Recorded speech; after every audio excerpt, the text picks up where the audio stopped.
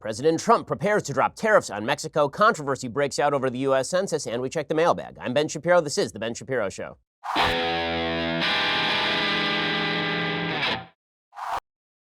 You finally made it. It's the end of the week. I mean, that's exciting stuff. It was a short week, but I will tell you here at the Daily Wire, it was not a short week at all. So I'm very grateful it is a Friday, but we're going to get to all the news in just 1 second. Admit it. You think cybercrime is something that happens to other people. You might think no one wants your data or that hackers can't grab your passwords or credit card details. You would be wrong. Stealing data from unsuspecting people on public Wi-Fi, one of the simplest, cheapest ways for hackers to make money. When you leave that internet connection unencrypted, you may as well be writing your passwords and credit card numbers on a huge billboard for the rest of the world to see, which is why I've decided to take action to protect myself from cybercriminals. I use ExpressVPN. ExpressVPN secures and anonymizes your internet browsing by encrypting your data, hiding that public IP address. ExpressVPN has easy-to-use apps that run seamlessly in the background of your computer, phone, and tablet.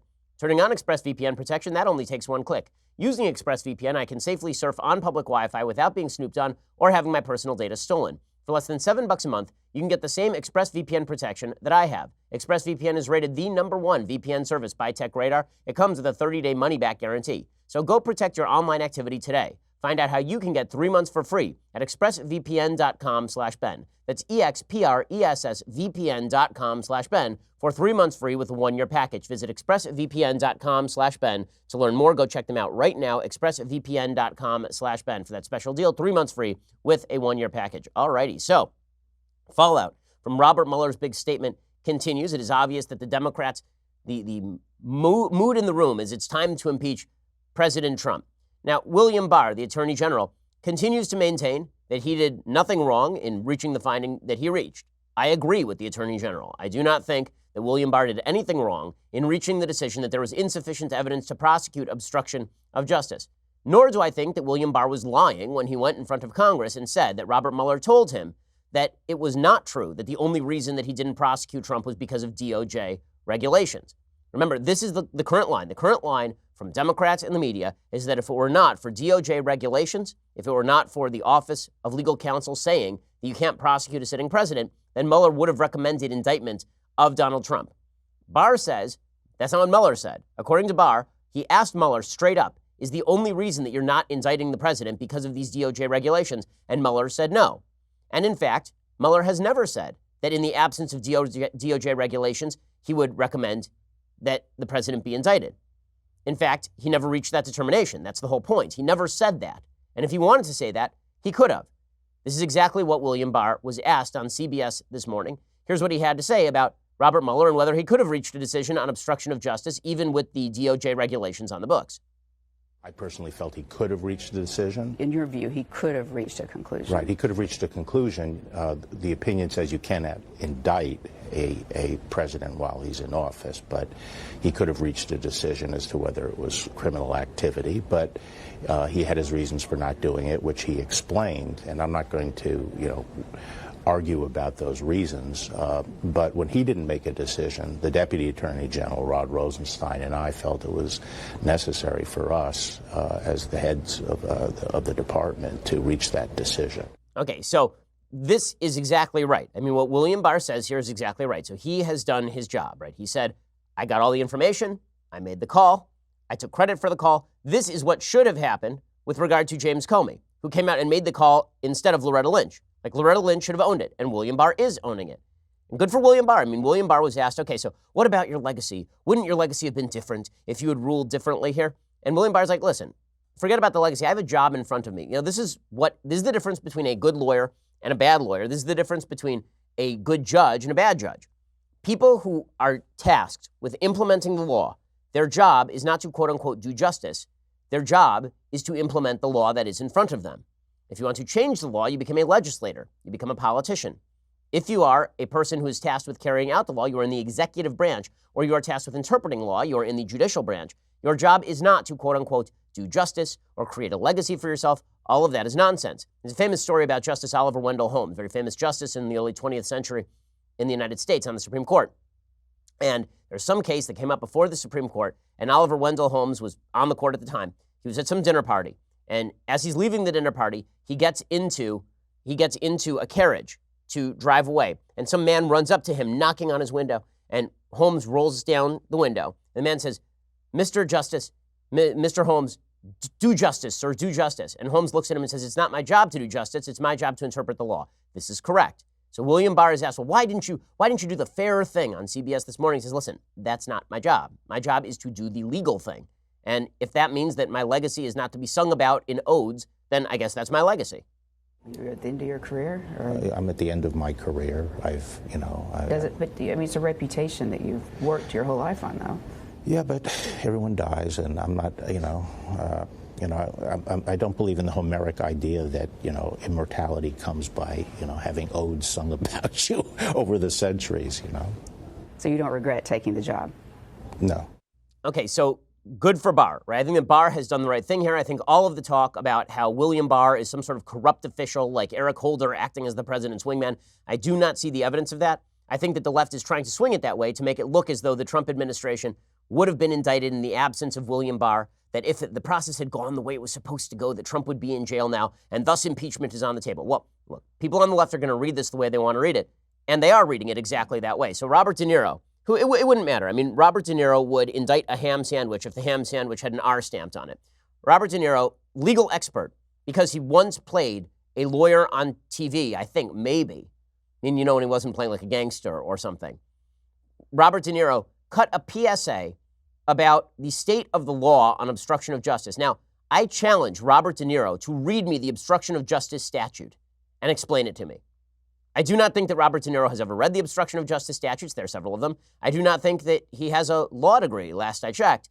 I don't think he's a legal expert in any way. But here is Robert De Niro leading former prosecutors in a public service announcement that there is clear evidence that President Trump committed obstruction of justice and therefore he is impeachable. This is where the heart and soul of the Democratic Party base is, not only with impeachment, but also in Hollywood. Robert De Niro, the man who gets up on stage and bravely says to a crowd of fellow Hollywoodites who hate President Trump, F Trump, and gets a standing ovation.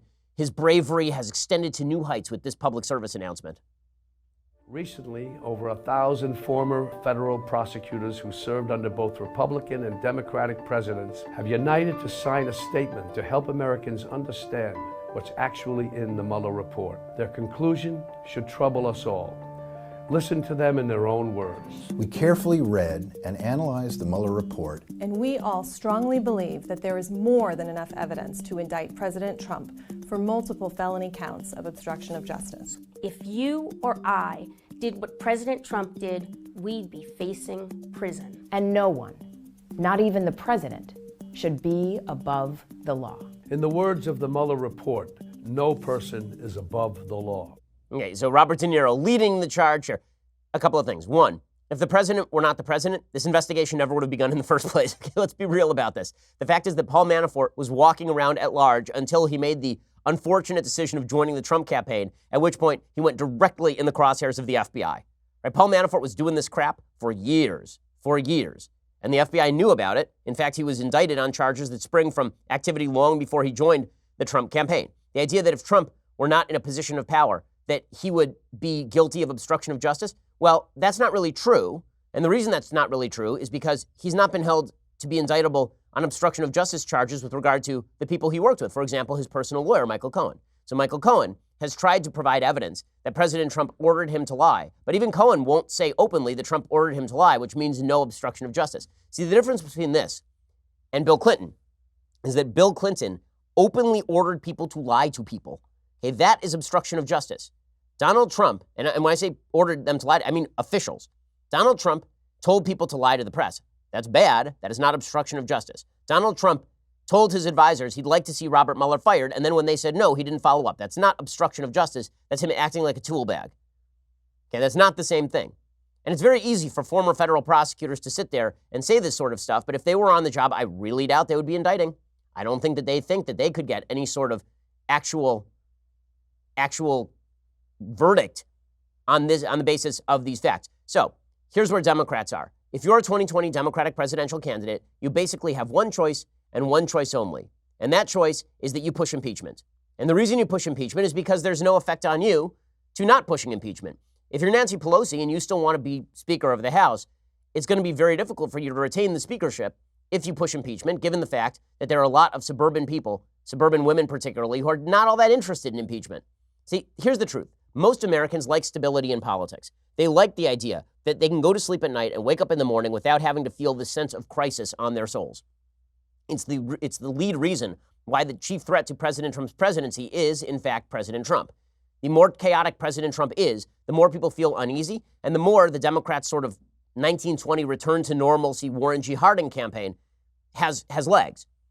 Americans want to be able to feel that their government is basically in safe hands, that in the same way that you go out for the night with your spouse and you leave the kids with the babysitter and you don't want the babysitter to be a pyromaniac, it's the same sort of feeling with regard to government. You want to be able to go to sleep at night, take your wife out for a night on the town, and when you open up your computer afterward, you don't want to see that the world has imploded. Well, the media have done a good job of exacerbating President Trump's tendency toward chaos.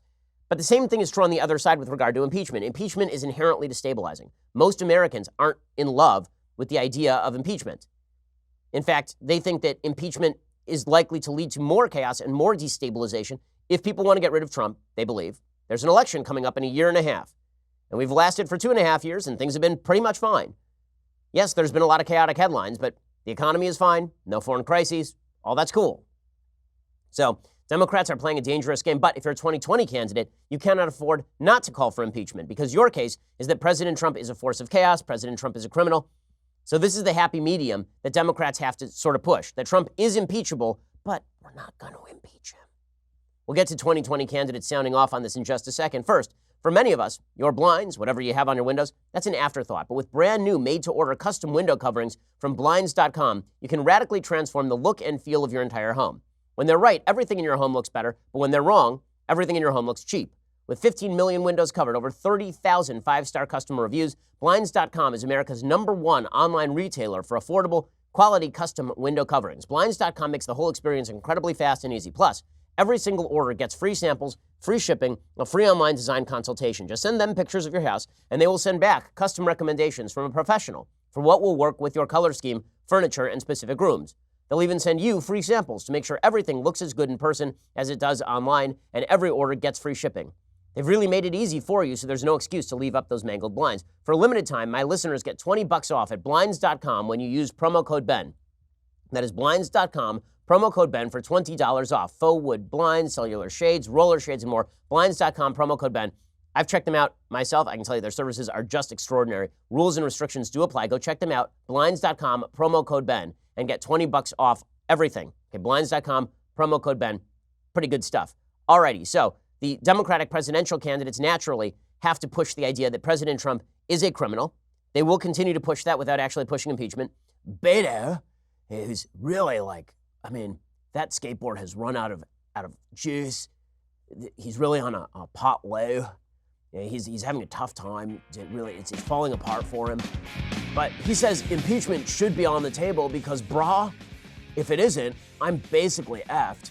Here's Beto O'Rourke talking about impeachment in the weirdest possible way. Like what I'm about to say as Beto, it doesn't make any sense. But I'm talking to Chris Cuomo, so it doesn't have to, because Chris Cuomo doesn't understand things, so that's fine. We were attacked by a foreign power in 2016, an attack that was invited by the candidate who is now our president. An investigation into that attack was obstructed by this president. Unfortunately, the House of Representatives today has stalled in their pursuit of these facts and the truth. Only impeachment gives them the leverage and the mechanism necessary for us to know exactly what has happened and who is responsible for that. So we're still going to go with the collusion thing happened. After 200 pages of the collusion thing didn't happen, we're still going to go with the collusion thing happened. And the reason that we need an impeachment hearing is that we know what happened with Russia. Well, that is a different story than even Democrats. So they're shifting back to Russia now. So remember, this thing started with Trump-Russia stuff. And then it moved over to obstruction of justice. And now when it looks like the obstruction of justice thing is kind of falling apart, they're going to move back to, and the reason we need to investigate, so let's get this straight. We need to investigate obstruction of justice because there's Trump-Russia stuff. And now the reason that we need to investigate obstruction of justice on the impeachment level is to get to the underlying question of Trump-Russia stuff. So it started at Trump-Russia, it moved to obstruction, now it's moving back to Trump-Russia. I feel like you might be shifting the goalposts a little bit here, people. Getting a little dizzy. Meanwhile, Elizabeth Warren, whose basic campaign is, I will be the craziest person in the field. I mean, no matter what, I will be the craziest person in the field. I'll be crazier than Bernie. I will give you free everything. Everything free for you. Now Elizabeth Warren is pitching the vision of President Trump being frog marched out of the White House in chains. Here she is, Elizabeth Warren. Donald Trump did everything he could to derail, stop, halt, obstruct that investigation. Right. That is a violation of the law. Yeah. If he were anyone other than President of the United States, he would be in handcuffs and indicted. Okay, so no, that is not true. Again, that is not true. No prosecutor worth their salt would indict a case like this. There just is not enough evidence. You need to have corrupt intent. That is a very, very high bar. It is not clear in the absence of an underlying crime that corrupt intent is present. And meanwhile, the pitch has been put out there that President Trump is unique, that he's being uniquely protected. Now, this is very rich stuff coming from members of the Obama administration. So Valerie Jarrett, who is the sort of right-hand woman to Barack Obama in the White House, she appeared on some Sirius XM show yesterday, and she said, Barack Obama would have been impeached in a nanosecond if he acted like Trump. If President Obama had done half of the things and said half of the things that President Trump is saying, even, as recently as this morning, would he have been impeached? And how long do you think it would have taken?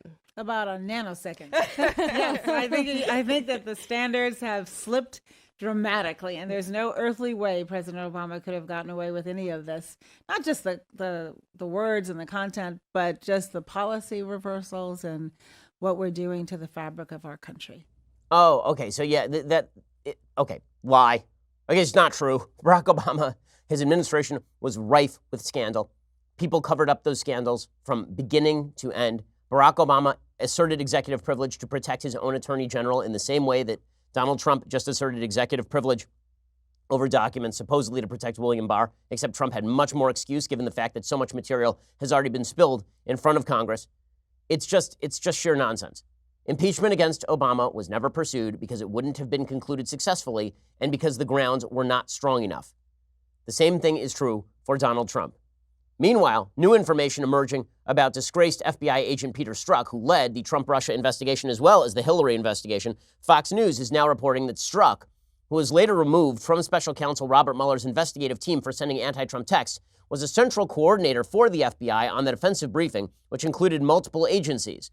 3 weeks earlier, Strzok had opened an FBI counterintelligence investigation into campaign aide George Papadopoulos. A source familiar with sensitive records documenting the August briefing told Fox News that Strzok was in a unique and apparently conflicted position. Strzok opened the FBI investigation into Russian outreach to Trump campaign aides, while at the same time, he was supposed to be warning the Trump campaign about Russian activities. So one of the questions that Trump has always asked about this entire investigation is, why didn't you guys just tell me that this was going on?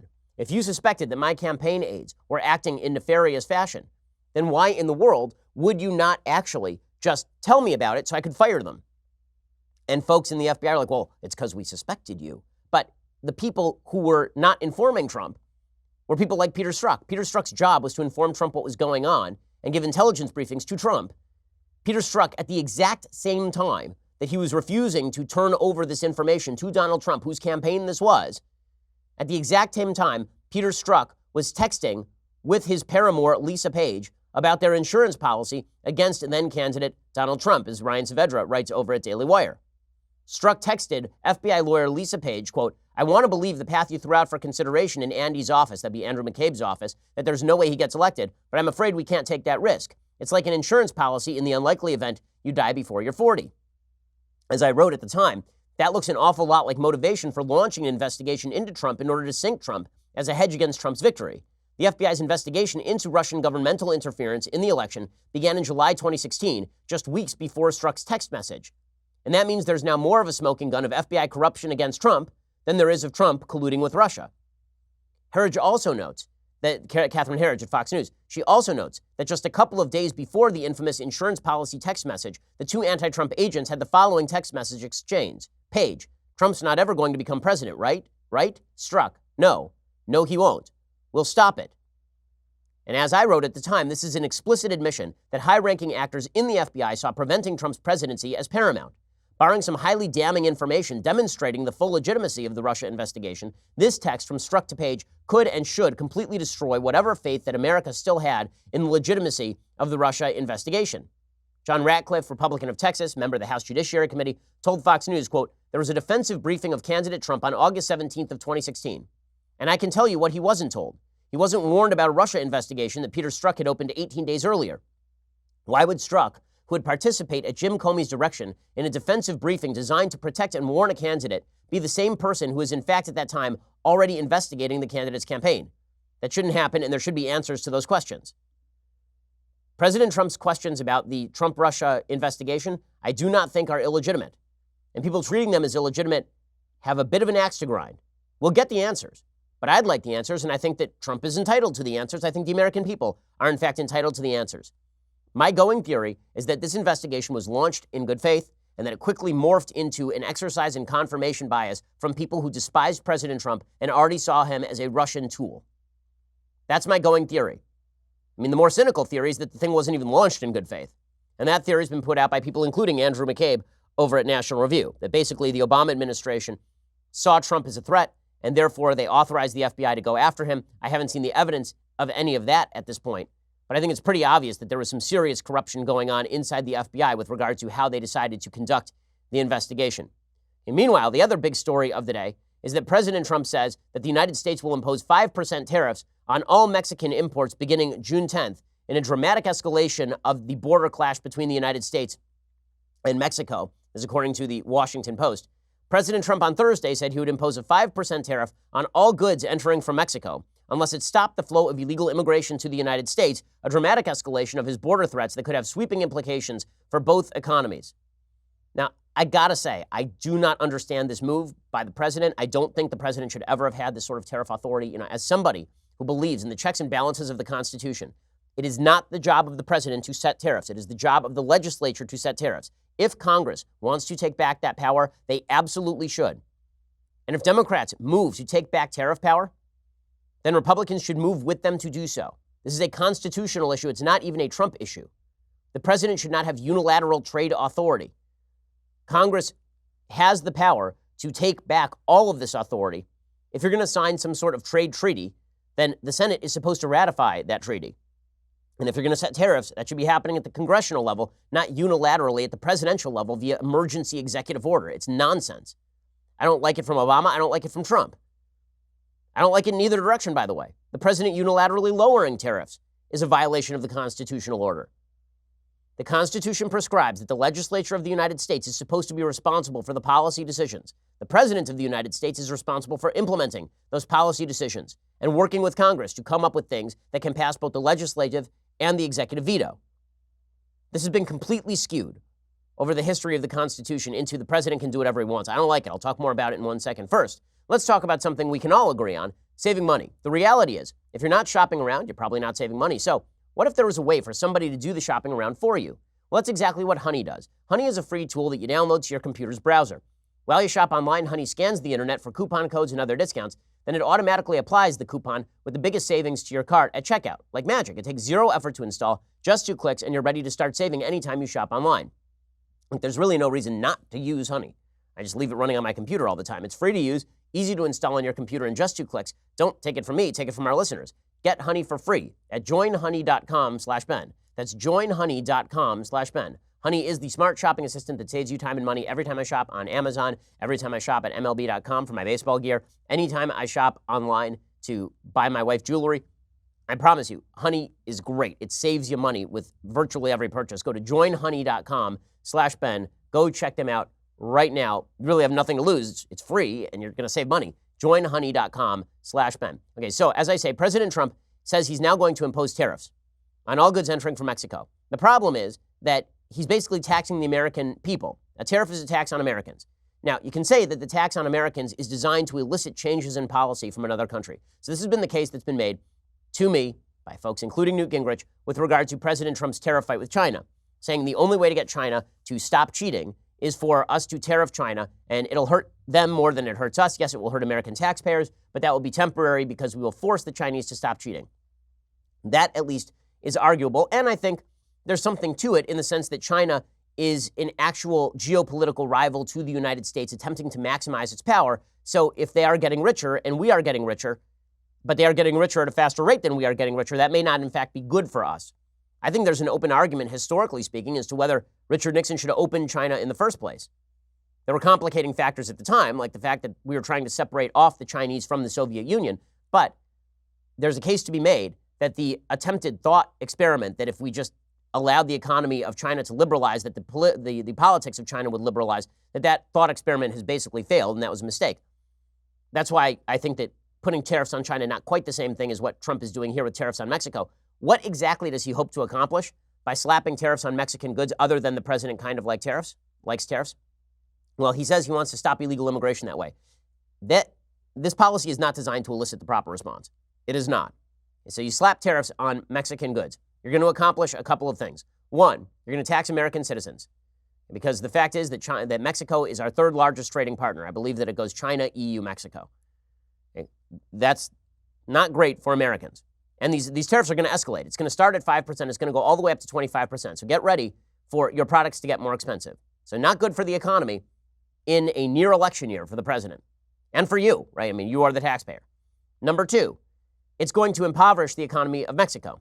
Now, what Trump would say is, right, that's the threat. If I impoverish the economy of Mexico, the Mexican government is thereby incentivized to stop illegal immigration. But there are two problems with that. One, if the economy in Mexico is worse, where do you think those people are going to go? Where do you think the Mexicans who are living in a bad economy are going to move? Do you think they are not going to move north through our porous border? In fact, every period in American history where the American economy is doing really well and the Mexican economy is not doing really well, you know what's a thing that happens a lot? Illegal immigration. Also, do you really think that the Mexican government, which is politically accountable, remember, that the Mexican government is going to crack down on illegal immigration in the midst of a bad economy? Do you really think that's going to happen? Because that's still an elected government. How popular do you think that government would be? Do you think that government would be real popular if they were like, you know what, we're shutting down illegal immigration so that people can't travel across the U.S. border and then ship the money back to Mexico, which is very often what happens. We're doing it at the behest of Donald Trump. Yeah, I'm sure that government will be long for this earth. So none of this is actually geared toward success. You know what would have been geared toward success would be a border wall. That'd be really great. Like a border wall would have been much more geared toward stopping illegal immigration without wrecking the economy to the south of us and taxing American citizens to do it. This is not smart policy.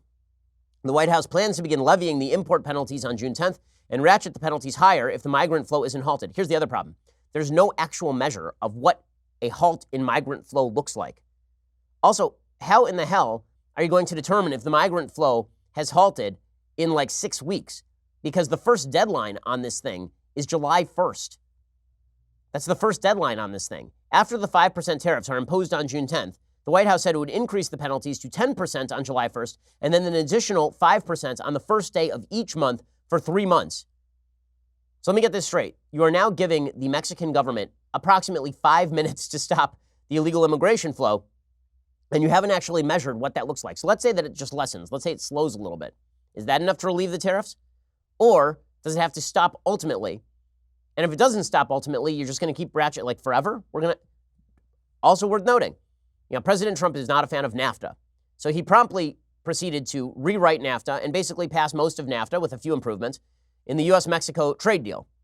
That trade deal is basically going to fall apart now. So one of the signal accomplishments of his trade policy, U.S.-Mexico trade, is basically going to fall apart now for a policy that is not going to accomplish what he seeks to accomplish. The economic consequences of Trump's new plan could be swift and severe. Tariffs are paid by companies that import products. So U.S. firms would pay the import penalties and then likely pass some costs along to consumers. Mexico exported $346.5 billion in goods to the United States last year, from vehicles to fruits and vegetables. Many manufactured items crossed the border several times as they are being assembled. White House officials didn't immediately explain how driving up the cost of Mexican goods would stem the flow of migrants. Mexico vowed a response that could pitch the Trump administration into a full-scale trade war. Mexico's deputy foreign minister for North America, Jesus Shad, said the threatened tariffs would be disastrous and added that Mexico would respond strongly. In a letter sent Thursday evening, Mexican President Andrés Manuel López Obrador addressed Trump in harsh terms, a marked change from the diplomatic posture he has tried to adopt. He said President Trump, social problems can't be resolved through taxes or coercive measures. He also unloaded on Trump for his administration's immigration policy. As I say, illegal immigration is very popular in Mexico. Do you really think that killing their economy is also going to lead the government to suddenly do what Trump wants them to do? That seems not like a particularly smart policy. You want to keep people in Mexico, you have to make the economy of Mexico better, and you have to build a wall. Those are the two things. Okay, and Trump hasn't built the wall, for all the talk about it, and also the economy of Mexico is only going to get better if we are trading with them, which, by the way, is also good for American citizens.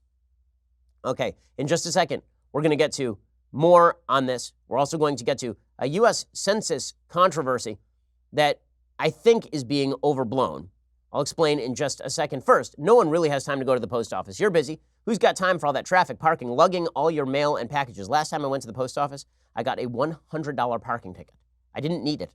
It's a real hassle. That's why you need Stamps.com, one of the most popular time-saving tools for small businesses. Stamps.com eliminates trips to the post office and saves you money with discounts you can't get even at the post office. Stamps.com brings all the amazing services of the U.S. Postal Office directly to your computer. Whether you're a small office sending invoices, an online seller shipping out products, or even a warehouse sending thousands of packages a day, Stamps.com can handle it all with ease. Simply use your computer to print official U.S. postage 24/7 for any letter, any package, any class of mail, anywhere you want to send it. Once your mail is ready, just hand it to your mail carrier or drop it in a mailbox. It is that simple. With Stamps.com, you get 5 cents off every first-class stamp and up to 40% off priority mail. Not to mention, it's a fraction of the cost of those expensive postage meters. Stamps.com is a no-brainer. It saves you time and it saves you money. It is no wonder that over 700,000 small businesses already use Stamps.com. Right now, my listeners get a special offer that includes a 4-week trial, plus free postage and a digital scale without any long-term commitment. Just go to Stamps.com, click on the microphone at the top of the homepage, and type in Shapiro. That is Stamps.com. Enter Shapiro for that special deal. Stamps.com is great. There's a reason I personally use it, and we use it here at DailyWire.com. Go check them out right now at Stamps.com and use promo code Shapiro for special deals. Alrighty, we're going to get to this controversy over the census. We are also going to be getting to controversy over Martin Luther King Jr. But first, you're going to have to go subscribe. It is a glorious time of the week, let me point out, when I give a shout out to a Daily Wire subscriber. Today, it is Morgan Lynette, who's posted one of life's great and eternal truths on Instagram. In the picture, Morgan, who's wearing a charming pink dress with a blue elephant print, writes, "Leftist tears go with every ensemble," punctuated with a kissy face emoji. Morgan, this is 100% true, and we are 100% thankful for your support. If you wish to have a chance of being featured on the show, become a Daily Wire annual subscriber, if you're not already one, and post a photo of your Tumblr on Twitter or Instagram. You can even be in the photo if you would like. To become a subscriber, go to dailywire.com, click on the subscribe button at the top of the page. $9.99 a month gets you a subscription, but you only get the Tumblr with the $99 a year annual subscription. Let me remind you that your subscriptions help keep us bringing you the show, because the fact is that we have people on our ass all the time on the left trying to destroy our business, and your subscriptions ensure that honest dialogue can continue to take place. So we really do appreciate that. Also, check us out at YouTube or iTunes. By the way, when you subscribe, you're going to get this week's Sunday special. I think it's a really important Sunday special. It is our June 6th D-Day Sunday special, in which I interviewed a bunch of veterans from World War II. I think it's really inspiring and astonishing, a great reminder of what this country stands for and the great sacrifices made so that we can exercise our rights to free speech.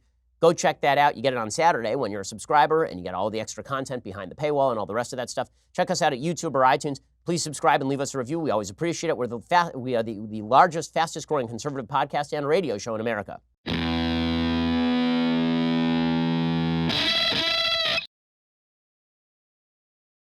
Okay, so there's a controversy that's been breaking out. One of the great lies, I think, that the Democratic Party continues to tell is that the Trump administration and Republicans in general are vicious racists who are seeking to water down the vote of minorities because they don't like minorities. This is untrue. What is happening, and has always happened, is that gerrymandering is designed to benefit your political party. And that means drawing lines around your political opponents and watering down their districts or consolidating their districts so there are more competitive districts for you. This happens in every Democratic state. It happens in every Republican state. The reason this has become a national issue now is because the Trump administration is considering asking a citizenship question on the US Census. Now, this seems like a no-brainer, right? It seems like we should know how many illegal immigrants live in the United States. And it seems like we should really know that for purposes of apportionment. Because one of the weirder things about the American political system is that we have to decide exactly how seats are apportioned in the United States Congress. Remember, every district, we have a one-man, one-vote rule when it comes to the House of Representatives. But the way that works is that we measure the population of a district, and each district has to be equivalent in terms of population. So what that means is that a district in Montana may cover the entire state of Montana, and a district in California may cover a slice of Los Angeles. And how you draw those districts matters an awful lot. But in terms of citizenship, we measure the population of the district. We do not measure the number of registered voters in the district. So in other words, if you have 100,000 illegal immigrants living in a district and one registered voter living in that district, that one voter will have as many representatives as another district with 100,001 registered voters. Right? You could have a district where it's only registered voters and a district that is one registered voter and 100,000 illegal immigrants, and they will have the same number of representatives. That's how apportionment works. So the Trump administration has been moving toward the idea that apportionment should not be taking place on the basis of people who legally should not be in the country, which makes perfect sense to me. But now the left is trying to make the argument that to even ask the citizenship question itself is racist, of course. So there's an argument over at the Washington Post, a long article at the Washington Post. Despite Trump administration denials, new evidence suggests census citizenship question was crafted to benefit white Republicans. And here's the way that they tell the story. Just weeks before the Supreme Court is expected to rule on whether the Trump administration can add a citizenship question to the 2020 census, new evidence emerged Thursday suggesting the question was crafted specifically to give an electoral advantage to Republicans and whites. Now, again, if inherently you denigrate the populations of a district because it is largely illegal immigrant Hispanics, that is going to benefit other populations in the country, including Republicans and whites, but not limited to those groups, obviously.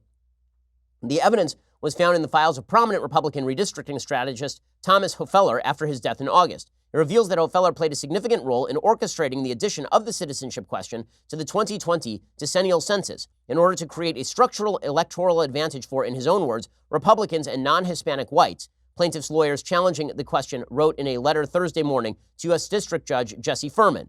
The lawyers also argued that Trump administration officials purposely obscured Hofeller's role in court proceedings. The letter drew on new information discovered on hard drives belonging to Hofeller, which fell into the hands of his estranged daughter, who then promptly shared them with Common Cause, which is a very left group. The files show that Hofeller concluded in a 2015 study that adding a citizenship question to the 2020 census would clearly be a disadvantage to the Democrats and benefit white Republicans in redistricting. Again, that is just statistically true. That does not necessarily mean that it is statistically racist, in the same way that if you redistrict and you basically take a district that was heavily Democrat and heavily black, and you split it into two districts where now black Democrats have a 51% majority in those two districts. Now black Democrats have 2 seats, presumably, that they get to take as opposed to 1 in this particular district, just statistically speaking. That's not a racial breakdown question. It's just it's a recognition that many groups in the United States tend to vote in terms of polarized racial blocs. Now, the media are spinning this as this is because they're trying to be racist. No, this is because Republican strategists are trying to be Republican.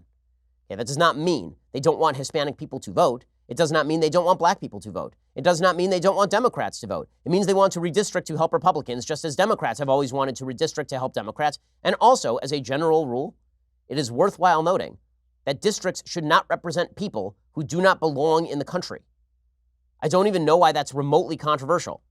A Justice Department spokesman issued a statement disputing the report of new evidence. They said these 11th-hour allegations by the plaintiffs, including an accusation of dishonesty against a senior Department of Justice official, are false. They said that Hofeller's study played no role in the department's December 2017 request to reinstate a citizenship question to the 2020 decennial census. Again, race plays a role in American politics. Unfortunately, it does. And Barack Obama had African Americans for Obama. He went out there during the 2016 election, and he said that he would take it as a direct insult to his own presidency if black voters didn't show up in droves to vote for Hillary Clinton as a referendum on his presidency. It's very funny how high and mighty the same people who purport to believe in intersectional politics and race-based politics get uptight when people point out that Democrats think that way, and therefore redistricting should take into account political factors. I mean, it's pretty amazing. Now, again, I would prefer that redistricting didn't take into account race at all. And the Supreme Court says that it should not. I agree with the Supreme Court, obviously. But as a result of redistricting, will people be split up differently?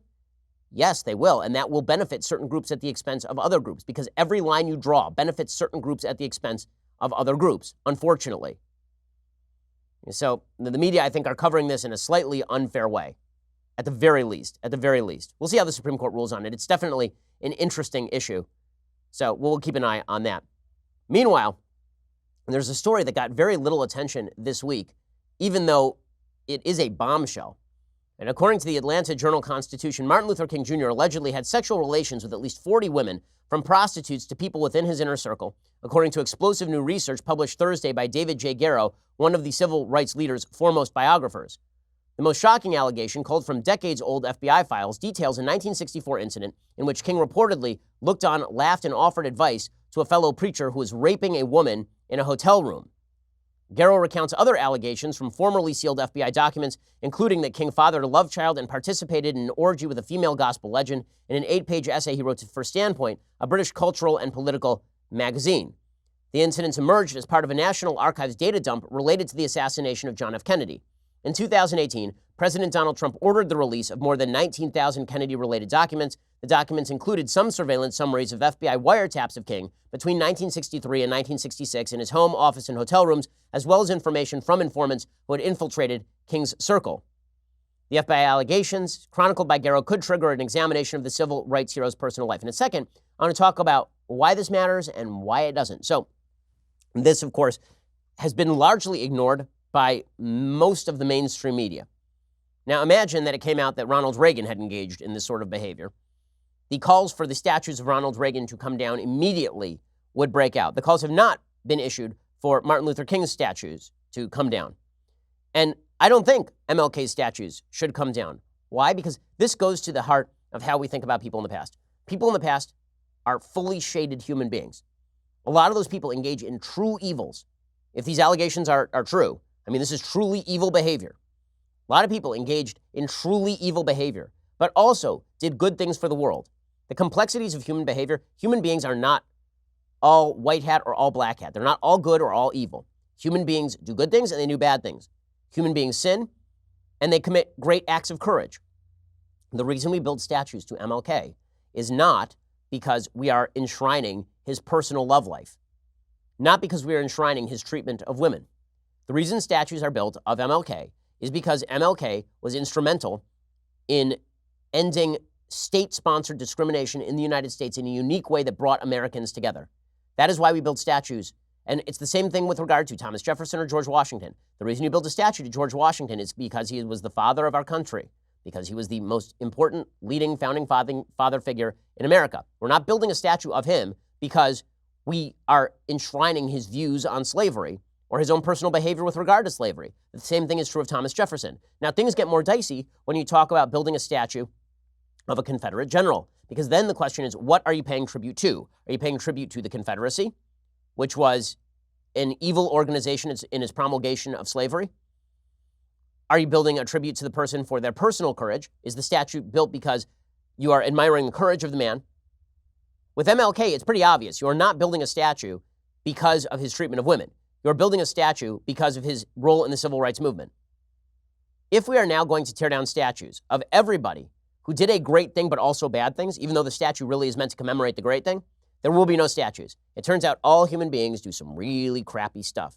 So this MLK thing should be a great reminder to folks who are intent on tearing down every monument or chipping names off every building, that simply building monuments or putting names on buildings is not an endorsement of every aspect of a human being's life.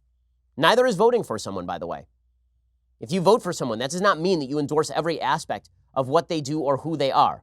If you personally then go on to endorse all the aspects of what they do or who they are, that is a you problem. But simply voting for someone, even building a monument to someone, doesn't mean you endorse everything about them. So we ought to keep that in mind, because even people who made tremendous contributions to humanity, allegedly, can do some truly evil things if these stories about MLK are true. Okay, time for some mailbagging, so let's get to it. Alrighty, Joel says, Shalom from Toledo, Spain. Cool. As a conservative, I've been posed the following question. Given that we have public services for safety, such as fire and police departments, why should healthcare not be public? I've tried to argue that there are personal decisions that affect the type of healthcare needed, but there are still some contagions that cause externalities beyond one's personal choices. How would you argue the difference between these services? What are the general principles that would constitute a service to be public? Okay, so there's a basic view in economics that there is a difference between so-called public goods and private goods. Okay, public goods are goods that are what we call non-excludable and non-rivalrous. Okay, so sunshine is a non-excludable, non-rivalrous good, meaning your enjoyment of the good does not decrease my enjoyment of the good, and it's non-excludable. I can't stop you from enjoying the sunshine. Okay, we tend to view police and firefighters in that way, that police and firefighters are non-excludable, non-rivalrous goods. Okay, you get to take advantage of the fire department, I get to take advantage of the fire department. Your enjoyment of the fire department does not decrease my enjoyment of the fire department. Your enjoyment of the police department does not change my enjoyment of the police department. Now, it's true that on the very extreme edges here, then it could be rivalrous, theoretically, right? I mean, you have a small police department and too many citizens, so that means that my enjoyment of the police department does, in fact, deprive you of your enjoyment of the police department. But overall, the idea that the police and firefighters, the building of roads, that these things are non-excludable and non-rivalrous, that you enjoy it, I can't stop you from enjoying it. The same thing holds true for the Army, right? Non-excludable, non-rivalrous. The Army defends my town, which means it defends you too. Right? And my enjoyment of the military does not decrease your enjoyment of the military. Those would fall under the category of public goods. Private goods are both excludable and rivalrous. I own my home, and I can keep you out of my home. Right? I can exclude you, and my enjoyment of my home prevents you from enjoyment of my home. That is, any typical good is a private good. So is healthcare more like a non-excludable, non-rivalrous good, or is it more like an excludable, rivalrous good? And the answer is my enjoyment of my doctor prevents you from enjoying my doctor. And that doctor has a right to exclude you from service. The doctor does not have a duty to serve you. So it is more like a private good. Healthcare is more like a private good. Now, you talk about contagion. Contagion now moves into the issue of externalities. This is where regulations are necessary. So this is why, for example, I'm in favor of government-mandated vaccinations. Because now I'm in favor of the government taking a role in preventing the outbreak of contagion, for example. But when it comes to you broke your leg and now you want to go to the doctor and get your leg fixed, that has nothing to do with me. That is a you problem, meaning that it's an excludable, rivalrous good. You're going to go to the doctor, you're going to pay. I'm not going to the doctor. I'm not paying. It ain't my leg. Okay, that is not the same thing as police or fire, both of which are designed to protect an entire community. And in fact, crime in my neighborhood is dependent on crime being stopped on my front door. Okay, healthcare in my neighborhood is not dependent on you not being able to heal your broken leg. This is why it changes a little bit with regard to contagious disease. Chris says, what do you think causes most big cities to lean so heavily to the left? Is there ever a world in which cities turn red, or are they just naturally inclined to be blue? No, I think that cities tend to turn blue because the reality is that when you live in an area that is more dispersed, you are less likely to encroach on other people's property, other people's way of life. You just don't see other people that much.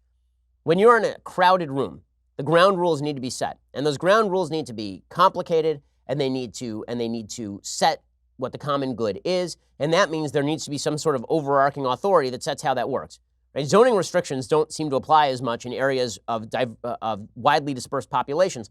But if you and I live next door to each other, we're now going to have a rule about whether you can erect a smokestack on your property or not. When you cram people together, that requires a lot of government in order to ensure that those people are not harming each other. Just that's the way it works. More people in a small amount of space means that there's a lot more externalities, which naturally means a lot more government. Once the government is involved in every aspect of your life, it's easier to also call on that government to be involved in the problems that, quote unquote, you want to solve. Cities have historically been much more liberal than the country. They will continue to be, which is why for conservatives, they're going to have to find a different appeal to people in cities. And I think that the culture wars provide that appeal, frankly. The fact that the left has gotten so overbearing in its attempts to cram down those common rules, even in cities, means that the backlash is coming. And the ineffectiveness of government has always been a strong pitch for conservatives. But overwhelmingly, cities will remain liberal. The question is only whether that liberalism is 90-10 liberalism or 55-45 liberalism. Stephen says, which trilogy is better, the original Star Wars or Lord of the Rings? Lord of the Rings. Okay, John says, I think that's such a clear-cut answer that it doesn't even require explanation, particularly because Return of the Jedi has some very serious flaws to it. Also, Lord of the Rings is deeply moving, has something spiritual to say. Listen, I love Star Wars too, but the original Star Wars trilogy, whenever the best movie of a trilogy is the second movie, it's not the best trilogy. I think that's fair to say. Okay, John says, hey, Ben, I'm really excited to see the Sunday special with D-Day veterans. These men are truly amazing. I'm looking forward to hearing their stories. I wanted to know if you think there's any historical aspect or part of World War II that is understudied, misunderstood, or that people should be more aware of. I've always been very interested in military history. I'd like your thoughts on this. Thank you, and have a great weekend. Well, I think that there are a lot of aspects to World War II that are understudied or misunderstood. Some of those aspects include the origins of World War II and Stalin's role in helping to initiate World War II by siding with Hitler.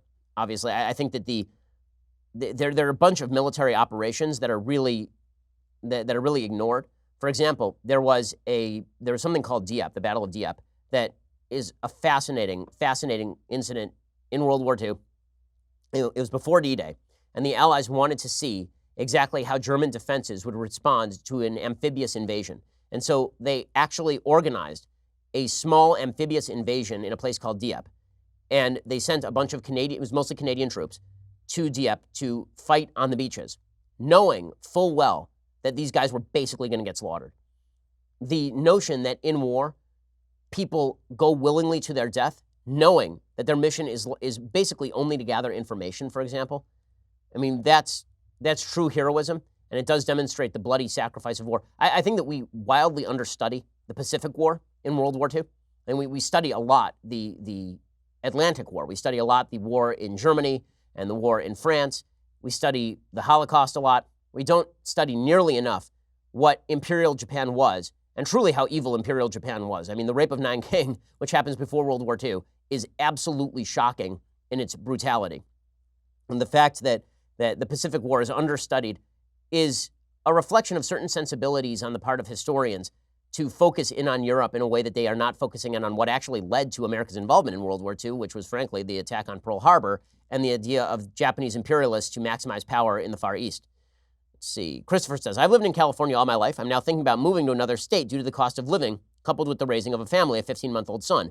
As a Christian, I'd love to live in a state and community that share traditional values, but it seems even red states are becoming more and more blue. If you had to move your family out of California, where would you move and why? Thanks, Chris. Well, I have concerns that other people don't have, right? I'm an Orthodox Jew. That means I have to find an area that has Orthodox Jews in it because I have to be within walking distance of a synagogue. There have to be at least some kosher markets, maybe some kosher restaurants. So that there have to be Jewish day schools. So that limits sort of where I can go. So the biggest Orthodox Jewish populations in the United States are unfortunately all in very liberal areas. It is New York, Chicago, Los Angeles in order of population. It's New York, Los Angeles, Chicago, and then Dallas, I believe. Dallas is a growing community, so we'd probably consider Dallas. Houston has a growing Orthodox community. We'd probably consider Houston. Texas has a lot of things going for it. Though that's, a personal concern that I have that other people would not. But listen, I think there are lots of red areas around the country that have a really great living and cost of living, have a lot of burgeoning jobs. If I were not Orthodox, if I were not Jewish, I'd be looking to places, further north. I'd be looking to Iowa. I would be looking to maybe South Dakota. I'd be looking to some of these places that have booming economies and that are smaller states, and that means that the smaller states are unlikely to go deep blue anytime soon, just because, again, smaller states with more dispersed populations are less likely to have big cities governing them. Let's see. Tess says, hey, Ben, tomorrow we celebrate my dad's retirement from the U.S. Coast Guard after 30 years of service. Do you mind giving him a shout-out to congratulate him on this amazing accomplishment? I wish you'd included his name so I could give him a direct shout-out, but definitely congratulations and thank you for your service, sir. That is amazing stuff. Brody says, good morrow, Ben. A question from a Canadian fan. Is it true that Palestinians in Israel are not allowed to vote nationally? How are Palestinians treated in Israel overall? Thanks, Brody. Well, it depends. Are the Palestinians Israeli citizens? So there are many Israeli Arab citizens, 1.2 million at last count. And they represent about 20% of the voting base in Israel. Somewhere between 15 and 20% of the voting base in Israel is, in fact, Arab. There are several Arab parties in the Israeli Knesset. Some of those Arab parties have openly called for the destruction of the state of Israel. Amir Bashar leads one of them. So the fact that Arabs in Israel vote is true. Arabs living under the rule of the Palestinian Authority don't vote in Israeli elections because they're not ruled by Israelis. Israel has set up military blockades, basically, in order to prevent the invasion of people who wish to kill Israeli citizens. But Palestinians have been engaged in self-rule in the West Bank and Gaza Strip for a long time. It's more self-rule in the Gaza Strip than even in the West Bank because the West Bank is more integrated territorially with Israel than the Gaza Strip is. But the Gaza Strip has been engaged in, like, why should Palestinians living under Hamas, who elected Hamas in 2006, why exactly should they be voting in Israeli elections? Why should Palestinians who live under the Palestinian Authority, I was informed that effectively that Palestinians should have autonomy, why should they vote in Israeli elections any more than the Israelis should vote in the Gazan elections? Let's see, Alex says, hey, Ben, I was listening to a podcast on Locke and the subject of property and productivity. The host argued that with no property tax, there's no incentive. The land can sit there and waste if the owner so decides, but with the tax, at least something is gained, and it can also encourage productivity in order to pay the tax. What are your thoughts on the taxing of private property as a means to encourage owners to make the land in which they own productive? Love the show. Well, I'm against property taxes because once I pay for it, the government no longer has a role. Once I pay for, there's no other product in the United States where you pay a sales tax on it, and the next thing you know, you have to keep paying a tax on it every single year. When I buy a car, I don't keep paying a tax on the car every single year. When I buy property, I pay a certain sales tax, effectively speaking, and then I'm supposed to pay for the value of the property every single year, a percentage of the value of the property. I'm very much against property taxes. And I do not think that it creates an incentive to cultivate the land. Presumably the reason that you paid to buy the land in the first place is because you want to cultivate it. Also, Locke was a fan of what was called adverse possession, which was the idea that if you buy a piece of land and you just leave it there fallow for 20 years and you never visit it, and somebody comes and establishes their own house on your land and then proceeds to cultivate the land, then it becomes theirs. This is actually a part of American law, adverse possession. I believe there was even a case, if I'm not mistaken, against like Oprah Winfrey a while back in which somebody actually did this. It was basically squatters' rights. They went and squatted on some property that she never visited. And Debbie says, with the speech that Mueller gave yesterday on his way out the door, as predicted, it has ramped up the Democrats' call for impeachment. Obviously now it looks like it could become a timing game with the election around the corner. If the House were to impeach next year, does the Senate have to vote on it? Would it be possible that the Republicans could find themselves without a viable candidate on Election Day due to incumbents typically not being primaried? How would the Republicans safeguard against that? Do they have to primary him? Last but not least, if Trump were to be impeached in his second term and Mike Pence became president, how would the office for vice president be filled? So the factual question of who replaces the vice president, it's not a constitutionally appointed office. So my understanding is that Pence could appoint the replacement VP. I don't think that there is provision for this. You know what? I'm not actually sure that question. That's a really good question. That might be in the constitutional amendment about the line of succession. I'm gonna check that out because it slips my mind, frankly, at this point. So I will check. I don't think that it's like the Speaker of the House then kicks up to the vice presidency. I'm pretty sure that's not the case. I think that the office might even remain vacant. I'm not sure. Really good question. With the speech that Mueller gave yesterday, let's see. If the House were to impeach, does the Senate have to vote on it? No, the Senate does not have to vote on it. Theoretically, they could just kill it and not do anything.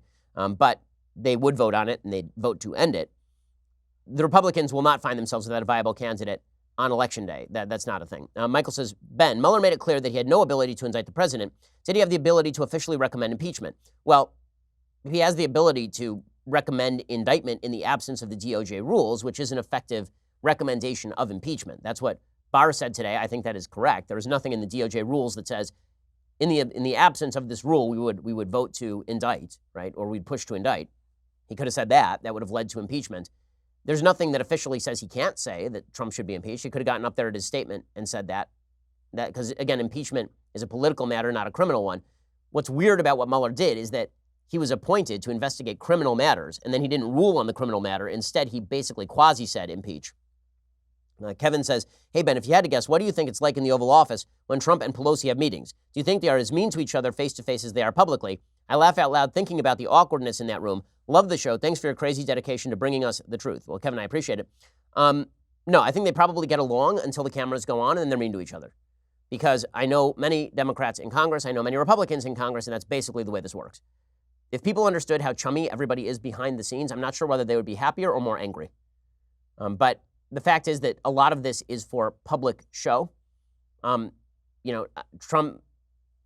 President Trump and Nancy Pelosi were getting along up until the point where she basically called him crazy and said he should be thrown out of office. So, and remember, Trump was getting along with Dianne Feinstein so much at a gun control meeting that Republicans had to re-inform President Trump to stick with his principles as opposed to getting chummy with people in front of him. All right, time for a quick thing that I like, and then we will do a thing that I hate. So, because I have young children, this means that I get to watch kids' movies, which is fun. One of the kids' movies that I watched the other day with my daughter, she is obsessed with How to Train Your Dragon. She loves it. And she had not seen How to Train Your Dragon 2 or 3. I still will not show her 2 because she's a little bit too young to understand like parental death. I think that would upset her too much. She'd have nightmares. But How to Train Your Dragon 3 is a really nice, cute, innocent movie. It's worth the watch. It's good for kids. A little too scary for kids who are maybe under 5 or 6. But beyond that, definitely doable. Here's a little bit of How to Train Your Dragon 3, The Hidden World. There were dragons when I was a boy. Where they went, only a few know. Our story changed the world forever. Okay, it's pretty fun. It's a kick, and it's got some really great scenes. It's got humor. Also, the music is great. John Powell, who did the music for How to Train Your Dragon, incredibly talented dude. Also did the music for Born Identity, among other films. So go check it out. It's good for kids. By the way, I did look up while that trailer was playing who replaces the VP if the VP becomes president, and my original answer was correct. He does select his own VP at that point. Okay, other things that I like. So this was just hilarious. Charlemagne the God has a show called The Breakfast Club, and he had on Senator Elizabeth Warren. And things did not go great for Elizabeth Warren. He started asking her about why she claimed that she was Native American for years, and it was awkward. Your family told you were Native American? Yeah. Charlemagne tells me I'm Dominican, but I don't believe him. You are. How long did you hold on to that? Because there was some report that said you were Native American on your Texas bar license and that you said you were Native American on some documents when you were a professor at Harvard. Like, why'd you do that? So it's what I believe. Was there any benefits to that? No. Boston Globe did a full investigation. It never affected, nothing about my family ever affected any job I ever got. You didn't get a discount in college? No. You kind of like the original Rachel Dolezal a little bit. Rachel Dolezal was a white woman pretending to be black. No, this is what I learned from my family. Yeah. Don't. Ouch. Ouch. Yeah, that's going to sting a little bit. Wow. Okay, time for a quick thing that I hate. Okay, so the quick thing that I hate. Turns out North Korea is super evil. And by North Korea, I mean the dictatorship of North Korea. So remember that time that President Trump says that he trusts Kim Jong-un and that Kim Jong-un is a really strong young leader? Yeah, here's what happened in the aftermath of some negotiations that went wrong. According to USA Today, North Korea executed its special nuclear envoy to the United States as part of a purge of senior officials over the failed summit between Kim Jong-un and President Donald Trump, according to South Korea's Chosun Ilbo newspaper. Kim Hyok-chol was executed by firing squad in March, along with 4 other foreign ministry officials, the paper reported. North Korea neither confirmed nor denied the report. South Korea's government was not able to confirm the claim. They reported that Kim Hyok-chol and other senior officials were shot after being accused of spying for the United States. The paper reported that Kim Jong-un ordered the purge amid mounting dissatisfaction with the summit in Hanoi. The second time Kim and Trump met face-to-face for talks. In Vietnam, they failed to reach a deal because of conflicts over the White House's calls for complete denuclearization. Since then, amid a diplomatic standoff, North Korea has resumed short-range ballistic missile testing. Trump has tweeted out, North Korea fired off some small weapons, which disturbed some of my people and others, but not me. Okay, this suggests that maybe we shouldn't be treating Kim Jong-un as either an authority on Vice President Joe Biden's intelligence or on international affairs generally, or trusting him. Probably you shouldn't trust the guy who the negotiations went bad and he just shot everyone. That seems kind of like a problem. Just going to put that out there.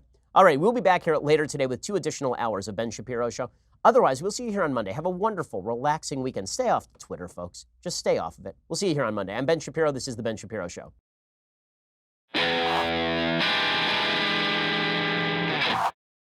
This is The Ben Shapiro Show. Executive producer Jeremy Boring. Senior producer Jonathan Hay. Our supervising producer is Mathis Glover. And our technical producer is Austin Stevens. Edited by Adam Sayevitz. Audio is mixed by Mike Caromina. Hair and makeup is by Jesua Olvera. Production assistant Nick Sheehan. The Ben Shapiro Show is a Daily Wire production. Copyright Daily Wire 2019. Betting markets, election models, and a political scientist who has correctly predicted 9 presidential elections all say Trump is headed for victory in 2020. We will examine why. Then Liz Warren gets wrecked on the radio, the world's tiniest baby ever is born, Elton John hates his country, and conservatives open up a major fight over the definition of conservatism. Check it out at The Michael Knowles Show.